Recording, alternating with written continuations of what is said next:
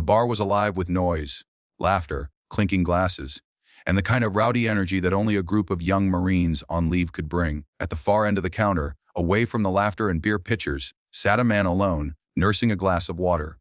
His posture was calm, almost too calm, like someone who'd seen enough noise for a lifetime. Private First Class Tyler Grayson noticed him first. He was young, full of bravado, the kind of Marine who'd barely finished training, but already thought he had the world figured out. He elbowed his buddy and nodded toward the quiet man. "Check that guy out," Tyler muttered. "Looks like he's lost or something. Probably one of those wannabe vets who hangs around trying to look tough." His friend, Corporal Jenkins, shrugged. "Leave him be, Grayson. You don't know his story." But Tyler wasn't the type to leave anything be. The young Marine had something to prove, to his friends, to the corps, and most of all, to himself. He straightened his uniform jacket and swaggered over, a grin stretched across his face. "Hey, old man," Tyler said loudly enough for nearby tables to hear. "What's your call sign? You look like you could use a little company." The man didn't look up right away. He took a slow sip from his glass, eyes still fixed on nothing in particular. When he finally turned to face Tyler, his expression was unreadable, calm, almost detached, but his eyes, they carried weight.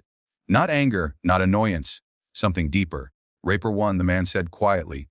The laughter that followed from the younger Marines was immediate. Tyler snorted. "Reaper 1. What is that? Your Xbox name?" But something about the bartender's sudden stillness made Tyler hesitate. The man behind the counter, a broad-shouldered veteran himself, had gone pale. He looked at the quiet stranger with something close to reverence. "Sir," the bartender said softly, "you're him." The quiet man gave a faint nod. Suddenly, the room shifted. The laughter died. Even the music seemed to fade into the background.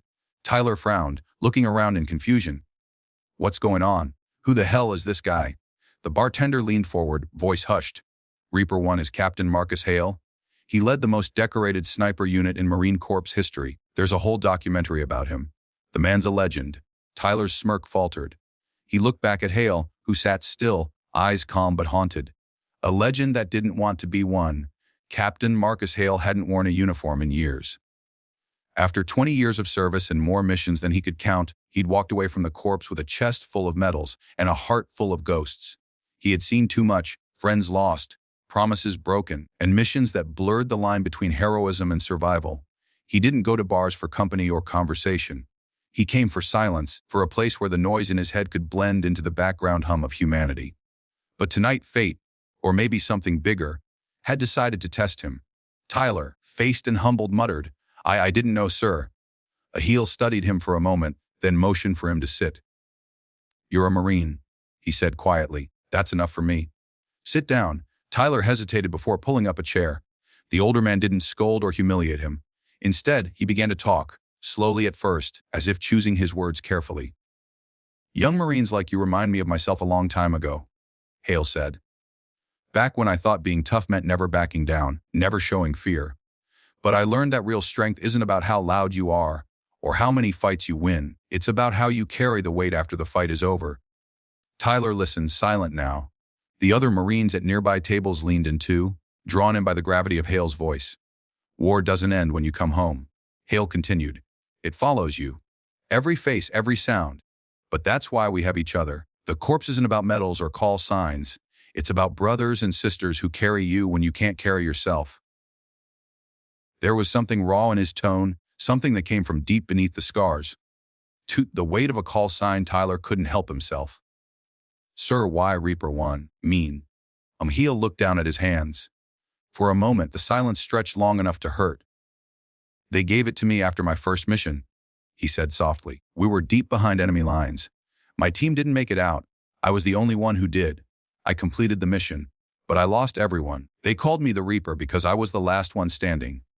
His voice broke slightly on the last words. "I never wanted that name," he admitted. "Every time someone said it, it just reminded me of who didn't come home." The young Marine sat frozen. Tyler's throat tightened. The arrogance he'd carried just minutes ago felt small and hollow now. Hale glanced at him, reading his expression like an open book. "You're young," he said. "You'll make mistakes. But never forget, every Marine before you paid something so you could stand where you do now. Respect that. Live in a way that honors it." To a lesson in brotherhood the night wore on, and the atmosphere in the bar shifted completely. Hale told stories, not the kind in war movies, but the ones that revealed the heart of those who serve. Stories of men who laughed in foxholes, who shared their last rations, who prayed not to survive, but to make sure their brothers did. He talked about loss, but also about healing. About how he found peace not through forgetting, through remembering, helping other veterans, talking to kids at base schools, reaching out to those who felt invisible. When the bar began to close, Tyler stood up and saluted. His voice was steady now, stripped of ego. "Thank you, sir, for everything." Hale returned the salute, his movements slow but dignified. "Carry it forward, Marine. That's all the thanks I need." As Tyler walked out into the night, the words echoed in his mind. Carry it forward. The message that stayed years later.